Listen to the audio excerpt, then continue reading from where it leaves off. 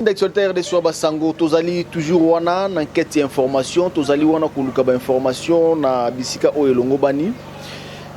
Tozali koyoka déjà et ko sala débat na ba télévision, na ba salon, na ba téléphone, na ba réseaux sociaux, ya bana République démocratique du Congo, na Kinshasa pe libanda ya mboka par rapport ya audio ezali ko circuler. Il y a honorable Jean-Marc Aboun, le président AI, l'Union pour la démocratie et le progrès social, IDPS, parti au pouvoir. Alors, pourquoi Jean-Marc Aboun a retenir propos devant les députés à FCSO va traverser dans la Union sacrée pour la nation? Or, les députés ont un lobby, Jean-Marc Aboun a traité qui bango. Na ba monio so bino boyebi parce que a lobby selon yé badale ko respecter président de la République té lelo confiance nini o depinani mwana mboka Jean-Marc Aboun akopesa na ba député wana kotalisa bango masolo basololaki na mwana mboka Félix Tshisekedi Tshilombo président de la République mwana mboka Jean-Pierre Bemba mwana mboka Moïse Katumbi Chapwe oyo bapesa quand même crédibilité na l'Union sacrée pour la République lelo toko yamba la bouche autorisée, vice-président de la Ligue des jeunes, il y a IDPS, parti au pouvoir, mon amboka Amissi Makutano, communicateur du chef de l'État. Ndenge ya lobby, tu retournes la question. Et tu retournes à Bango, le sous-baloba qui, pouvoir na Bango, barozala vraiment na démocratie. Mais tu as na makambo na pouvoir ya IDPS, arrestation par-ci par-là, il y a des journalistes, arrestation, il y a Ngoy Mulunda. Or, pasteur Moussoupa Tiara Makeye na Kinshasa batika la okanga yete. Pourquoi bakangi Ngoy Mulunda? Et ça débat au sala la mwana mboka Amissi Makutano. Bonjour Amissi. Bonjour Wabasango. Meilleur vœu. Merci beaucoup meilleur vœu na yopé na équipe Mobimba et puis na ba téléspectateurs na biso nyonso ba internautes nyonso ba kolanda biso. Ba bonne année bisika bazali. Nous sommes dans une nouvelle année donc pour la République nous sommes là. Mon amboka Amissi Makutano pour la République, nous sommes là. Chef de l'État initié qui l'Union sacrée pour la nation et tomoni ndenge nini et aboutir à Watoko Luba. Mon amboka Jean-Marc Aboun azalaki devant les députés nationaux. Il y a FCSO va traverser nangambo ya l'Union sacrée pour la nation. Pourquoi Jean-Marc Aboun ko tenir ba propos ya ko bimisa masolo oyo ba solo la chef de l'État? Na bureau à chef commission devant les députés nationaux ya FCC. Merci beaucoup Ndeko Basango ya liboso esengeli tomi tuna na kati ya buku ya mibeko ya mboka na biso toali na article oyo elobi ke soki tokutani na tata mokonzi makambo wana ebima libanda te soki ezali na kati ya constitution na yebi ke eza te. Yami Balé, il était autorisé na Bemba, na Katumbi, pape sa compte rendu na ba recoupement na bango, tout comme na ba union so ba yebi ke bakolo bela bango makamwana, mais pour Jean-Marc Kabound, il fallait vendre kimia. Et là on a voyé ça bato que Jean-Marc Kabound azana e banquité, ali na mutu azali ko bundela ba valeur ya la majorité des Congolais et je crois que na o union so lobaki na yebi place mabe ezate. Mais mabe sengeli to lukango de l'autre côté o bazali ko s'acharner parce que oyo bino moko bolobi oyo nyonso bo réclamer ba cahier de charge na bino. Jean-Marc Kabound était clair pour dire ba demande na bino ba demande na bango vis-à-vis na discussion bazalaki nango. Je crois que ba o bakoki kozala traité de tous les mots. C'est les deux personnalités qui n'ont pas respecté oyo bango balobaki, mais Jean-Marc Kabound n'a fait que rapporter oyo lobamaki. Et donc à cela, je ne vois pas les péchés que Jean-Marc Kabound a péché. C'est beaucoup ça nini secret d'état te masolo et betami parce que on a betami na chef de l'État. Ozali garant de bon fonctionnement des institutions de la République démocratique du Congo, ce n'est pas n'importe qui. Masolo bosoyo na yebo Robinson na place publique. Quel que soit bozana ba député, donc adali même piégé le rôle à Joseph Kabila ne ba piégé la Kingakati avec audio et bimaki, Jean-Marc Kabound pas dans la qui surpeur audio na na ba réseaux sociaux. Personnellement mon frère, ngai na bouye. Ça n'engage que le communicateur du chef de l'État. Pour moi, l'option de dissolution de cette Assemblée nationale reste la meilleure solution et salvatrice pour la République. Moi, selon moi, c'est reconnu dans la Constitution. Nous sommes les respectueux des principes. Au moins, Jean-Marc Kabound, tant il y a Zaki Kotenite qui est à la sécurité. C'était dans une salle. On a mis même les micros. C'est-à-dire, ce n'était pas un secret. Mais ces gens-là, tellement qu'ils n'ont jamais été sincères, ces gens ici.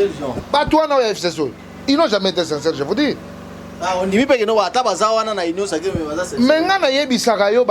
je n'ai jamais écrit au FCC, moi. Je n'ai jamais écrit. Même la coalition, je n'ai jamais écrit. Et Zalaki Matea, Abondeli Bangote, c'est pour leur dire que autre temps, autre mers.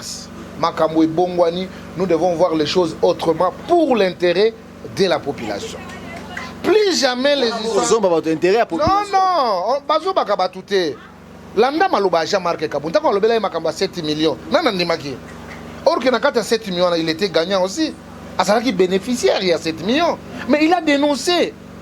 Parce que payer ça qui n'a pas exigence mais après tout l'année mikanda 12 millions pour 2 jours, mais c'est pour la première fois 12 millions pour un mois. À cela nous devons aimer les Congo. Ils ont enregistré Jean-Marc Kabund, enregistré Kabila et tout consort. Donc leur ruse est aussi la caté.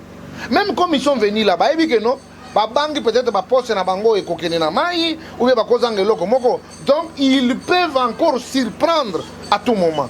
Et à cet effet, moi je pense et je reste formel par rapport à Baïdé Nanga. Bato basala que Mabunda Akende, les 271 députés restent les valables pour l'Union sacrée. Et toute cette bouillabaisse, oh il a dit na Sima avec les gens avec des gens à l'histoire sombre de notre pays, je crois que je ne fais pas confiance personnellement, mais je fais confiance au président de la République qui n'a jamais trahi sa conscience et il agira toujours pour le compte de la population congolaise. Ndeko Amis Makuta no koloba malamu bandeko 270 députés otanga kiwana baza mingi majoritaire to koloba voti na FCC. Les lobos rebêtes la bango tolo ba député ya Kabila pour bozana pouvoir les lobos débauché bango ba na union sacrée pour la nation. Jean-Pierre Bemba, Moïse Katumbi, mon mboka Félix Tshisekedi a annoncé que non azo banda consultation FCC bango nyonso baboya keta mutumo ya gité à part ndeko na biso Pius Mwabilo a annoncé qui déjà couleur na avant et les loyo bato ba yiko pesa bino crédibilité na union sacrée pour la nation. Bolingo bimisa bango li bobimisi bango li banda et puis bobimisi secret au bobeta na kati ya chambre bobimisi ngo déjà tout le monde ba yebi que non mutino so era yaki na cahier de charge na ye yaki pour no rezo poste nani ayebite que non ndenge boza wana ba discussion boko sala daka juste tito okene o daka pour na partage ya kapi même des journalistes soyons cohérents. Tant que tu as dit que solo yo zolo banga pe naza kolomba. Mais si on reporte ce qu'on a parlé à deux et que comme mama bena ndenge ça dit nous devons nous assumer. Oui, bibi soba na IDPS. Tozali na enseignement ya ko s'assumer pe ya ko yebelo ko tozali ko sala. Pourtant ba ke patata moko ba pesi cahier de charge na bango. Cahier de charge na bango ezaki nene. Ezaki nini na. Te batikali libanda ba ko sala eloko te. Ezaki nini. Il y a eu des exigences dans kati ya cahier de charge. Alobaki nini. Ba sena nini na vous autoriser à chef lobby que d'ailleurs, premièrement, j'étais avec quelqu'un de l'ensemble, là, affirmé. Bango d'abord, c'est pour dire dans ces pays, tout le monde a une histoire sombre, à part peut-être le président Tshisekedi.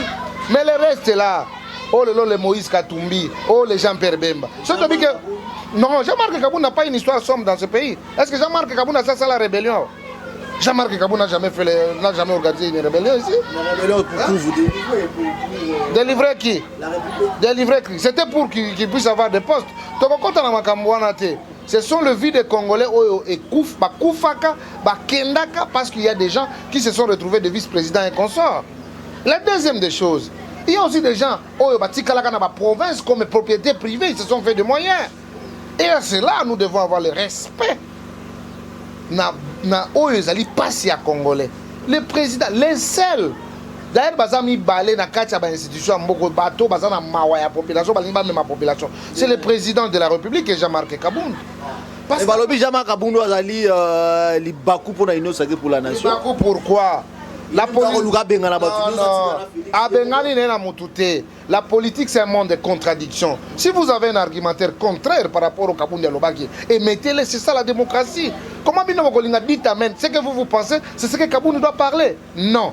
Ce n'est pas ça la démocratie. C'est bien vous préférez qu'on perde Katumbi, Jean-Pierre Bemba et qu'on s'aligne les sous Nabata FCC. Nous pensons que quand vous nous citez les Katumbi et les Bemba devant le président de la République, il n'y a pas une bonne histoire. Il n'y a pas une bonne histoire. Je vous dis, moi, je ne contredis personne. Il n'y a pas une bonne histoire. Qu'est-ce que Katumbi pendant 4 ans, 3 ans. Quelle a été la contribution de Katumbi par rapport à l'alternance dans ce pays? Quel a été l'apport de Katumbi? Il a donné l'apport à qui? Les moyens à qui? C'est pas Fayou Loubi à nous. Non. Non, est-ce que c'est le rassemblement qui a gagné les élections? Est-ce que les rassemblements... Non, non, j'ai dit, hein?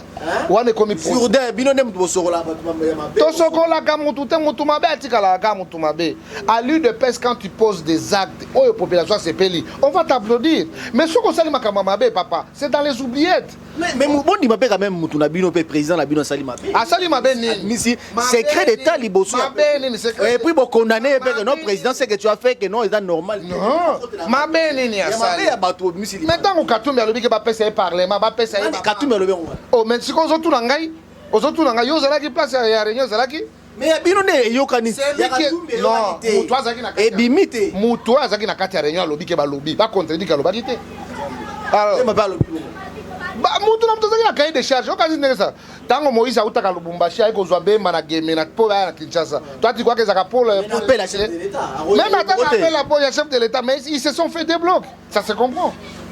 Ça se comprend. Mais bien entendu, bon, ils ont ma solo. Non, boya na union sacrée pour la nation, to solo là, boya na boye. Mais herbaye, c'est pas présenter ma na bangot. Pour bon longo déjà Jadine Mabunda pour la nini. Pour remplacer mutu mutu, on respecter quand même ligne ou bien vision à chef de l'état. Évitez de mettre la charrue avant le bœuf. Pourquoi je dis ça? Le président de la République, c'est le seul redevable devant le peuple congolais. Et il va répondre devant la population congolaise. Moi, je suis très jaloux de ce pouvoir. Chaque jour. Même s'il y a des gens qui croient peut-être être aux côtés du président, on est l'équipe. L'équipe est l'autre côté. Moi qui vous parle, j'étais le directeur de campagne du président Félix Tshisekedi avant qu'il soit président de l'UDPS. C'était moi. Et j'ai des paroles que le président m'a promis pour dire partout où je serai, tu seras avec moi. Naza Libanda. Qu'est-ce que vous appelez Naza Libanda? Toi, tu crois qu'être au côté du président de la République, il faut qu'on colle la veste? Non, je suis avec le président. Je suis tout à la loupe. Et ce que je parle, ça concerne le chef de l'État. Alors je ne peux pas laisser Makamoué qu'il ne passe qu'il y a des gens qui veulent dribbler, ou bien les gens qui veulent juste tirer leurs intérêts. Non, je suis là, je suis un avant-gardiste, mon frère. Je suis partout, le pouvoir de Félix existe, je suis là. Et on ne trahira jamais.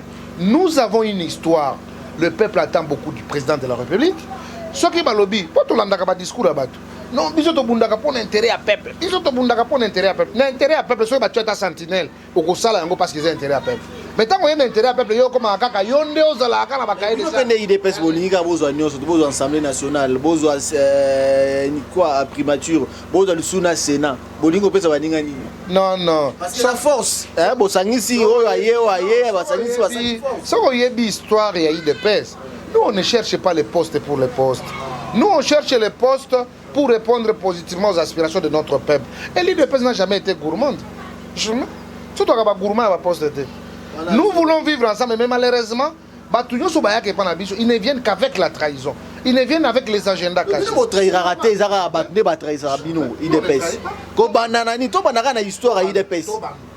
Nommé Etienne Tshisekedi, Premier ministre, président signé, il y a contre-signé. Tu vois, il fallait avoir l'esprit de la gouvernance de l'état de droit. Jamais la constitution peut être taillée à la dimension d'une personne. Et Tshisekedi étant l'émanation, les dons venant de Dieu, il ne pouvait pas laisser ça comme ça parce qu'il a cru à cet état de droit. Il fallait tout redresser ma cam. Constitution à l'Icola, mais ils attaquent nos moutons à l'Icola constitution. Ça c'est de un. Tant que l'on a besoin de m'y il a outi na Lubumbashi awa na simana pas bobeti bonomé batumususu. Et RAE a déclaré Bomisele Massas Mandouki. Dans l'article 82 de la Constitution, sur la préséance, en cas d'absence du Premier ministre, Celui qui assume l'intérim, c'est le ministre essayant, le préséant du ministre. C'est le ministre de l'Intérieur. L'affaire de l'État ne peut jamais être traitée, ne peut jamais traîner parce qu'il y a une mission. Non. Ce qu'on a, le préséant, c'est lui qui assume l'intérim. Et les décisions du chef de l'État n'engagent pas Ilonkamba. Ce sont les décisions du chef de l'État. Mais bien entendu, alors pour la forme, n'est-ce pas, de la cohésion des institutions, les contre-essais a été justement appliqué par le vice-premier ministre. Si question à répondre, les lobes vous allez prêts et à Kolongola, il y a aussi la coalition na bino na ba drôle ba FCC bis ndenge Martin Fayulu lobaki parce que soki Moïse Katumbi azate Jean-Pierre Bemba azate na moni batu nyonso ba oya na union sacrée daka FCC bozali na bona ngambo wana to wana ko désobéir na ba ordre chef ngabo tangela nga Fayulu te. Mais alobaki ngo que non union sacrée oyo Félix Abengi eza nango FCC bis. Celui-là il a la culpabilité de l'opprobre. Il a trahi la nation. Mais Fayulu a trahi la République, mon frère. Nandi Manine. Moi, je me rappelle toujours des dires du président de la République le 24 janvier, quand il a dit attends, on a besoin de Congolais de tous bords de l'Est, de l'Ouest et de Nord, Sud. Yo lingo yebsanga que le lot on a kaba ange na kaba diable. To banda ko relater ba histoire moko na moko. Ba ozo tangela nga na puto ko tanga ba ngota. Le peuple congolais a jugé. Oui. A jugé même bino IDPS. Bolingi nini, bolobi Kabila te, Kabila longwe. OK, c'est bon. Boye na union sacrée bolobi que non, tolingi ba congolais no sobaya, bato ba on a besoin de servir peuple. To moni président c'est Jean-Pierre Bemba, Moïse Katumbi baye, peuple congolais mo bimbati na poto ba beti maboko. Babi oui, awa union sacrée to okena bato ba servir peuple au lieu que bato ba servir mabumu na bango.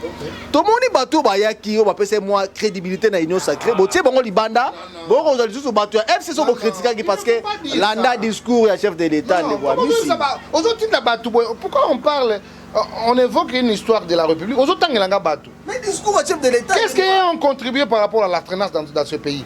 Qu'est-ce qu'ils ont donné pour que Félix soit président de la République? Quel est le bloc? Ils étaient contre le président de la République. Nani, toi on a planté. Plan Nabino à Genève, plan Nabino à Nini, non, ok c'est bon. Félix Nana Nibo Keneboye, Bisoke, il suffit de gagner. Mais Bisoto Rezonaka Simamabete. Et aujourd'hui c'est une bénédiction d'avoir un président de la République. Oyo Azalaka toujours sur Malobanaye. C'était avec votre concert Bongo Sylvie. Alors bakinin. Soki tokei to yokanite. Ah mutuna mutu place akokende. Soko moni que non ko raisonner muninga tant mieux. Non, on ne bloque pas la République là. Non, FCC m'a bloqué, il en est en gros déjà. Non, vous savez hein. Mboka na biso zaki na sema kasi. IDPS nana yoka kasité. Ce que vous dites c'est pas une parole d'évangile. L'IDPS c'est une cohérence. Le pays était mal géré. Il fallait retourner les choses dans le sens na yango. C'est ça que nous sommes en train de faire. Le décollage de ces pays, mon cher ami, au Kondimate. Parce que nous, les enfants du Sekedi, en aucun cas on trahira notre conscience. Nous avons la magistrature suprême et nous allons assurer notre peuple, quoi qu'il en soit. Tous ces gens-là, quel que soit Bemba, Katumbi, les gens du FCC, moi je les regarde avec un œil très fixant et regardant parce que je sais la rise de personnes, je sais le jeu de mes joueurs et je comprends. Parfois, je suis en train d'anticiper ce qu'ils pensent. Mais que ces gens-là ne sont pas sincères. Même si Bassali Babozi, tout le monde là, ils ne sont pas sincères. Tout le monde là n'est pas... Papa, moi je dis, hein, ces gens-là ne sont pas sincères. Moi, chef a perdu confiance. Oh, bon, si on n'a pas perdu confiance, c'est sincère. Combien de gens président pèsent confiance à Bassala sincère, Bandam connaît? Bazala n'a jamais quoi, Bazala jamais sincère. Mais moi je dis, je regarde. Rien que les enfants, les dignes enfants de l'IDPS sauveront la République démocratique du Congo.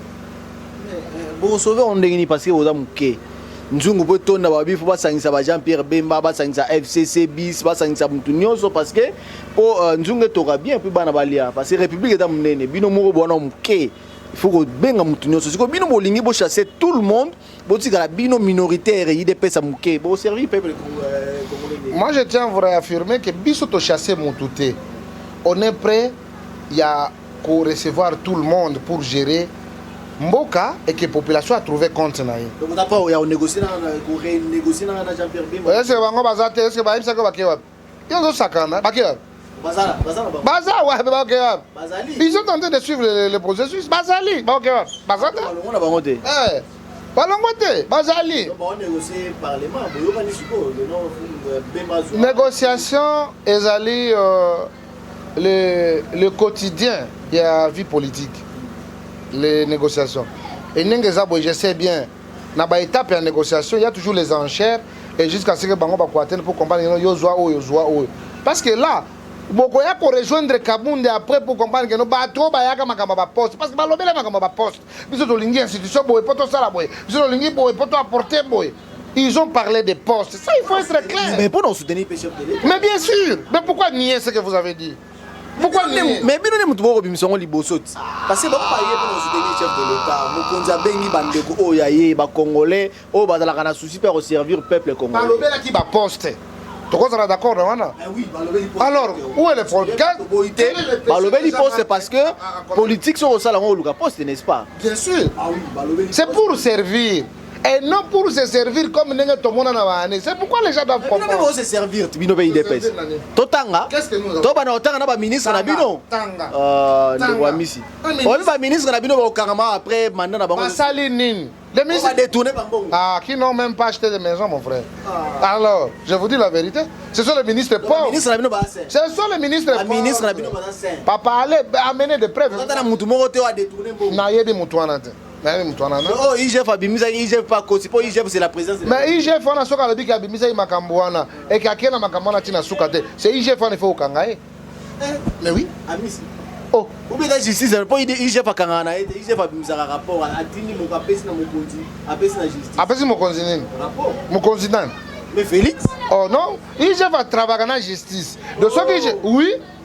Attends, avec justice dans la présidence de la. Non, mais c'est ce qui a mon imbéba, appelle justice, ce qui justice à l'andélité. Na IGF na justice, il faut tout l'andé la bango. Pourquoi vous l'andé la bango? Donc voilà, tout la présidence que non, IGF voilà. Oui. Mais oui, ceux qui vont ça la bango, pourquoi ils doivent être là? Non? Tant que vous kangi mutu na mbeba, vous pèsez la justice. Il faut que Kamela. Il faut a dénoncé que non, mais c'est Miss Makuto na Kadeko a détourné 1 million. Tu na lobby, non, par exemple, tu es Misi. Ndeko Misi, oyo ataki na Kadeko a détourné 1 million bongo mo batindaki on a pouvoir bongisa. Na yebi que non Kadeko le resate mais. Na do pese exemple. Mais ça na kiti a bien té. Si quoi 1 million ko uta kiti kuta ya vendre les até et puis na vendre les mukona na kiti ba sete kotinga na situation na ba kiti pouvoir na papa biso ba to bomaka deko mais pour no bongisa mais tout ça wana kasite ata na ba mbeba ngona ba passe leki passe peso que leki ko bongisa bien ta là. Voilà, dans la République démocratique du Congo, Borolanda, président Amis Makutano, président vice-président de la Ligue des jeunes, il y a IDPS. Alors, éco chauffé. République démocratique du Congo, bazale ko zela IDPS bazale ko ganga que non so ba diriger République ko changer na minute ko tanga metoro qui est déjà 3e année ngoyo dollar est toujours au mata makamno so yaka mbilinga donc to ko yeba to ko comprendre nini oyo peuple congolais ko zela na gouvernement ya union sacrée. Pour biso to boy na biso ba accusation té. Ce qu'il faut comprendre dans la gestion de l'IDPS a géré à mon côté. Mais ce que nous pouvons vous rappeler est que nous allons faire l'effort. Par la bénédiction de l'Éternel, nous allons gagner. C'est pourquoi le président de la République a impulsé l'union sacrée pour l'intérêt supérieur de tous les Congolais. À cet effet, ce n'est pas une plateforme, c'est une vision du président de la République. Bah, il ne faut pas retenir. C'est le président qui définit comment l'union sacrée va se comporter pour répondre aux aspirations du peuple congolais. Ceux qui viendront avec les idées nocturnes pour perturber, je crois que même le Saint-Esprit va les châtier. Et nous serons les clairvoyants pour voir clair comment la République sera gérée dans cette impulsion du chef de l'État. À cela, je suis en train de demander à son Excellence, Monsieur le Président de la République, je sais qu'il va nous suivre, pour tenir compte, n'est-ce pas, d'une jeunesse montante capable de relever les défis, étant donné que beaucoup de nos vieux ont dessus de quoi Ayewana a commencé la retraite.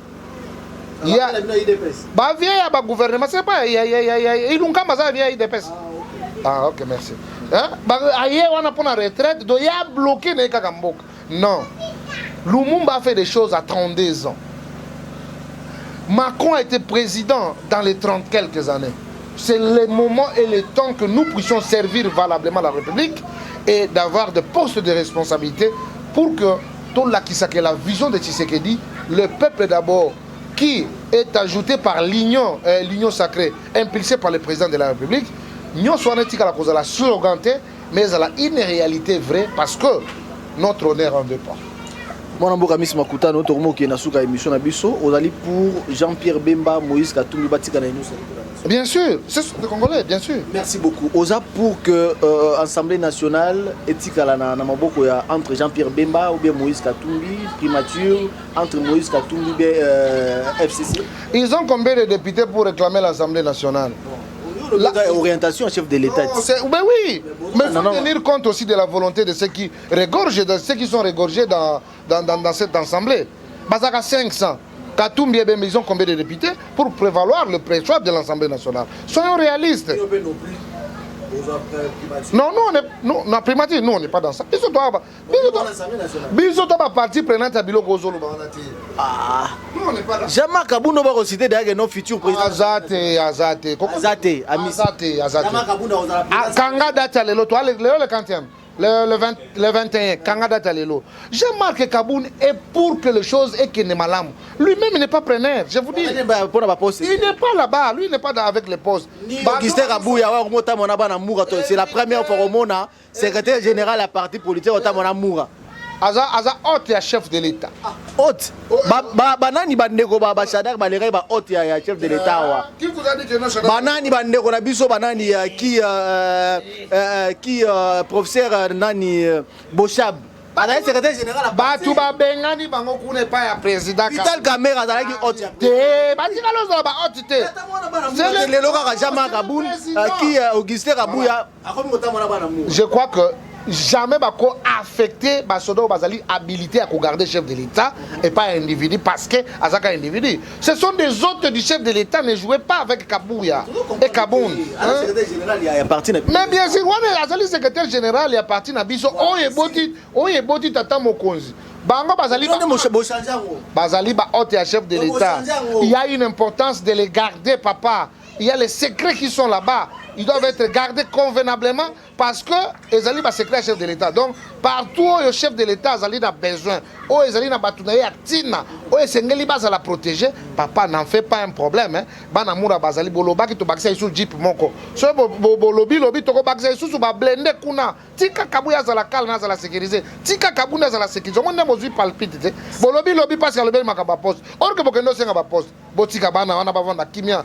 Les espoirs de tout ça ma bête pour nous ma belle ça te sécurité ça va trahir même bino sécurité non sécurité ça la kaka teke non pona ko o banga le côté mais papa il faut liso likolo liso po bando ko miso makuta Miss Makuta ndo komina suka émission ndeko na bino qui ngoy mulunda pasteur o atei na mate ya malamu na église lobi nango boke ko brutaliser bo panzindaku bo kangiye bo memi porté disparu les autres éviter so ba ko sambisa ye so kindenge ni ndeko mulunda zali wapi eloko netina ki bino bokino okanga ba porté disparu na mboko ezala esute depuis Félix aza président ba porté disparu za ba biloko na bino na ba kabiliste ba mobutiste chez biso ba porté disparu neni tu es arrêté mon frère les Congo est une en tant que république est indivisible. Que ce soit de l'Est à l'Ouest, du Nord, au Sud. Moi, je suis quelqu'un de l'Est, non? C'est pour les Batékés et consorts. Nous sommes un peuple.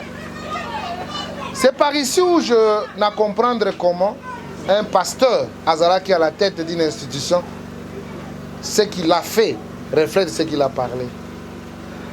C'est regrettable. Il y a comment on défendre un individu plus sa femme au lieu de défendre toute une province. Katiango ba morceau, ba teki ba bonheur ya province. par un individu au détriment de sa famille. Mais yo, tu te dis que tu es Katangais. Mais pour clôturer, à toute l'histoire, je ne sais pas Kyungu. A copé ça explication bien. Kyungu est un modèle. Kyungu azali modèle. Aza modèle pour la sécession. C'est lui. Kyungu. Eh, azali modèle.